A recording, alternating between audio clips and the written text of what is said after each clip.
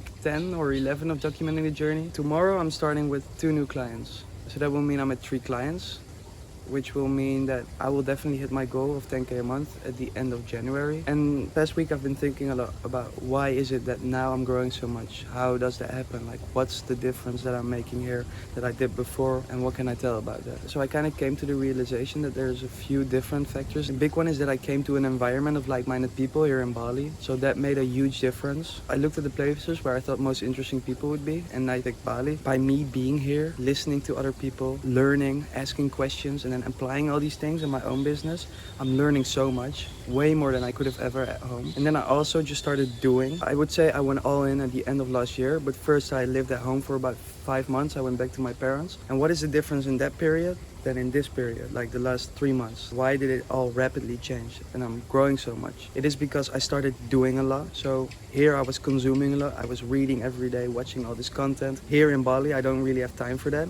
I'm just doing it all in real life. I just started trying and stumbling, falling along the way, trial and error. Figured out that's the best way to learn. Just start doing. You will figure it out along the way. You will make mistakes. I will make some mistakes. I'm putting in a lot of effort and trying my best. As long as you learn from these mistakes, put in systems and processes to solve them or learning from them so you don't have to do them again, that's fine. But just start doing it. I recently watched this video of Naval and another guy, and they looked at the progress of someone that's a top-down learner, so academia for instance, and someone that's a bottom-up learner, so a trial and error learner. And the graph of the trial and error learner was exponentially growing faster than the progress graph of the top-down learner. And they also ended up in really different places, so the trial and error ended up at a way higher place. Of course, this is different for everyone, and for some people one thing is better than the other, but what this shows is that you just have to start doing and figure it out along the way. In this environment, I'm growing so much faster. Like, the people that I've met at the beginning of my journey here in Bali, they say to me, like, you're changing every week, you're learning so much, you're going so fast. That's because I'm listening to everyone, I'm learning, I'm doing, I'm trying, I'm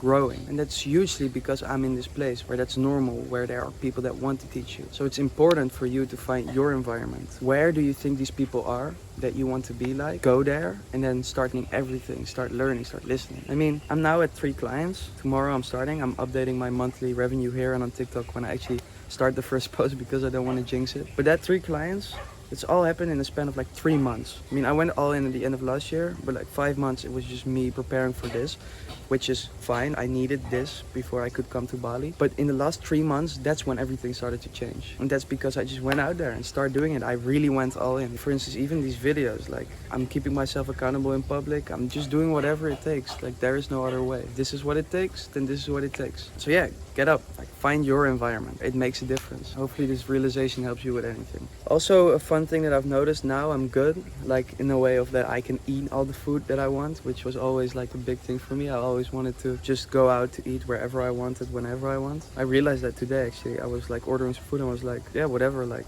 I'll take it. I'm good now there. Like, I can do that. I can eat whatever I want, which, I don't know, it's just a big thing for me. That pressure is now off my shoulders.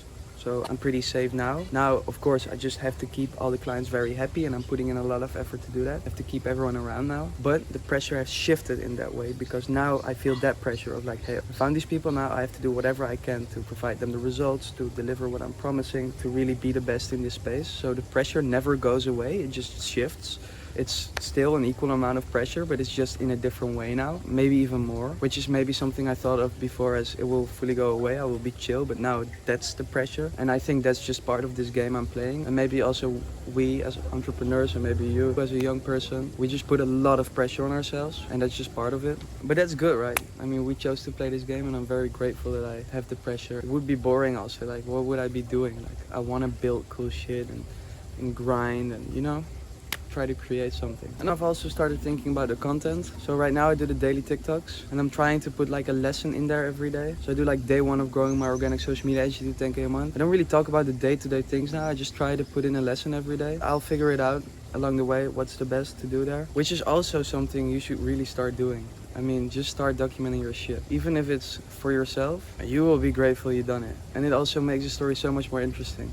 You know, I'm happy, even though I was very comfortable. I made a video every week because now it just makes a lot more sense, and I can look back on it and it'll be a lot more inspiring in the future. I'm thinking of, next to these videos, to create like more sitting down videos, maybe in a studio, where I talk about how you can tackle something or how I create a community, you know, like just some value things, more optimized, which will then drive traffic to my journey. I feel like I talk about that too much, but I think that is so big. Like, that's one of the best things you can put your time into, especially in the long term if you're consistent with it. I said it in the podcast as well. In 3 years, this will all make sense. Like right now I'm still in the trenches doing it all, but in 3 years when you'll look back at this, if you do, then it will make sense. And then it will be like, okay. But yeah, that's kind of my talk for today. Thank you for watching. Hopefully this is adding anything to your journey.